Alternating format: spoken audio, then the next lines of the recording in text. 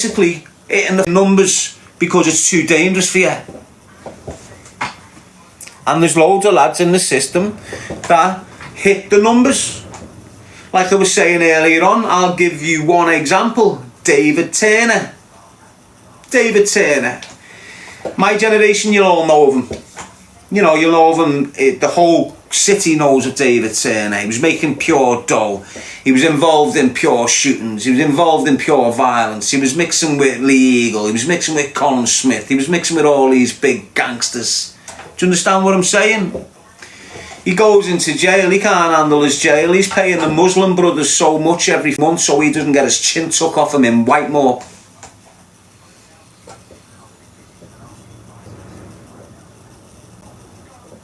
Do you understand? So the dynamics in the dispersal system between Scousers and Muslims was madness, mate. It just went off its barney. You didn't see it much in the B trainers or the C cats. You seen it. It went on. But the majority of it was going on in the dispersal system. Your Cat A units, your double Cat A units, places like that. And what happens is when you're a Scouser from up north and you're in Franklin surrounded by all your boys, you think you're looking bollocks. And you start you're getting your parcels in, you're running the wings, you're doing all this, you're doing all that. You think you're the dude while you're in Franklin. But because you're thinking you're the dude and you're still doing your... All of a sudden, security come and security move you after 3 years in Whitemore.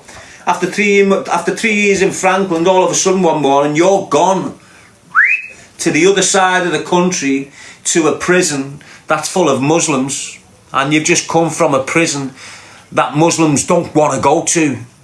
Do you understand what I'm saying? All of a sudden, you just come from that gaff where all them lads are that you chill with, and all them lads that you chill with have been having trouble with all these Muslim kids in Whitemore and Long Lartin, and now you have landed with their stigma in Whitemore, and the minute you land off the sweatbox and walk into reception orderly's on you, and while you're in reception he's had to go back to wing.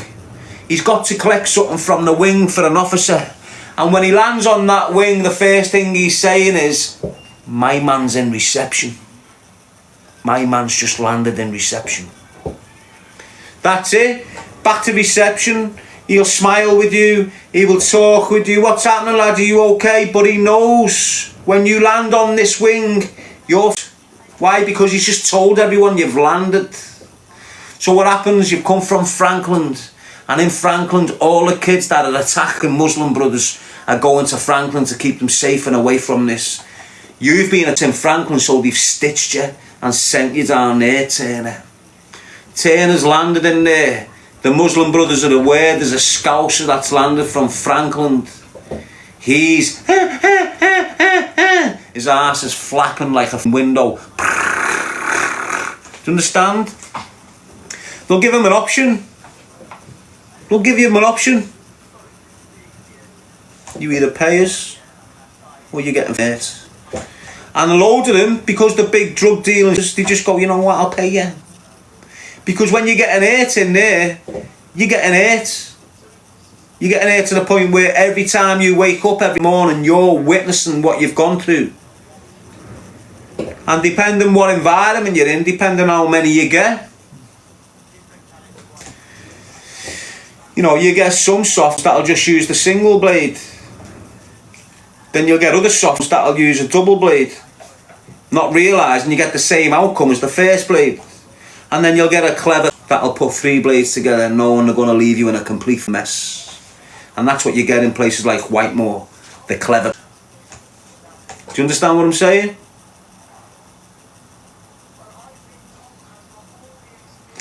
How did you cope inside?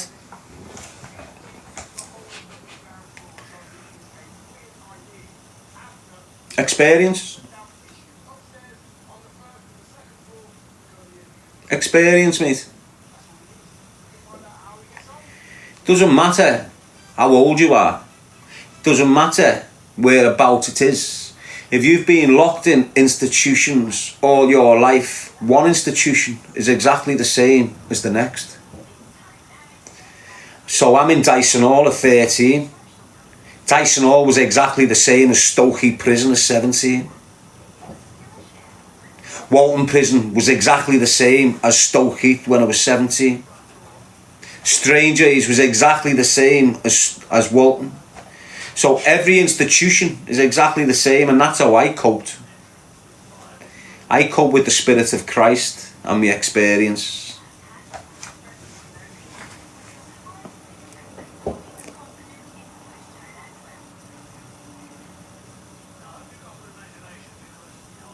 Marty Boom Boom, what would you do in that situation with the Muslims, Daz? I wouldn't get myself in that situation in the first place with the Muslims, mate. And I never did. Doesn't mean I've never had in situations with Muslim kids. You can't be just, you know, you're in jail. Doesn't matter what religion they are. If you've got a problem with someone, you've got to deal with it, because if you don't, you're getting dealt with. So jail's just a different dynamics, mate. It's a different way of being. You're hyper vigilant when you're in prison. You're hyper observant. You're hyper everything. Everything. The only time you can relax is when your cell door locks at night. It's the only time you're able to relax, and even then, it's not peaceful. You know, you've got knobheads kicked out the door because of whatever. You got people screaming out windows. You got people knocking on pipes. You've got people trying to harm themselves. It's chaotic 24/7.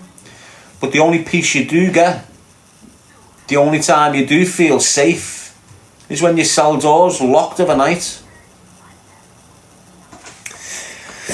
And what happens is, as I say, mate, you've got to be on your toes.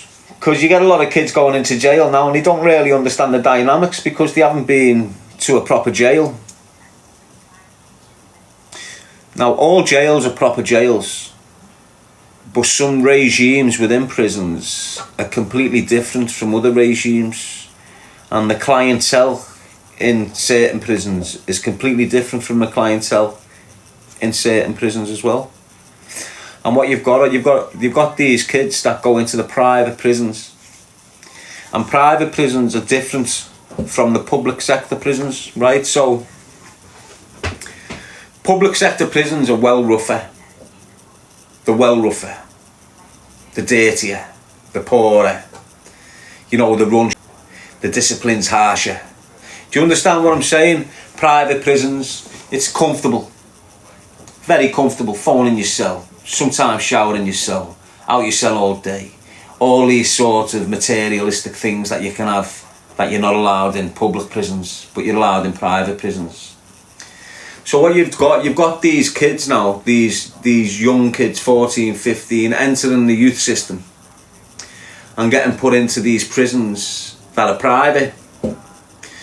So they're getting put into a private prison, where the regime is very relaxed and comfortable, and they can be in this regime 17, 18, 19, 20. Say they've got a 15-year sentence and they're in this cushy prison, 18, 19. The minute they turn 21, they're off. They get shipped to a public prison. It's like starting the prison again. Do you understand? It's 10 times harder now as well, and they're 5 years into the prison sentence. But now the jail has got hard. Why? Because you've been living the life of Riley in the private sector, mate. Now you're in the public sector, and now you're going to know what jail is. Now you're going to know what patience is. Now you're going to know what frustration is. Now you're going to know what sadness is, anger is, joyful is. All that you don't really deal with in private prisons because they're just too luxurious. If you're trying to unalive yourself in a private prison, stop committing crime. It's as simple as that. If you can't handle prison, especially a private prison, stop committing crime. Stop it. You're doing nothing but damaging yourself.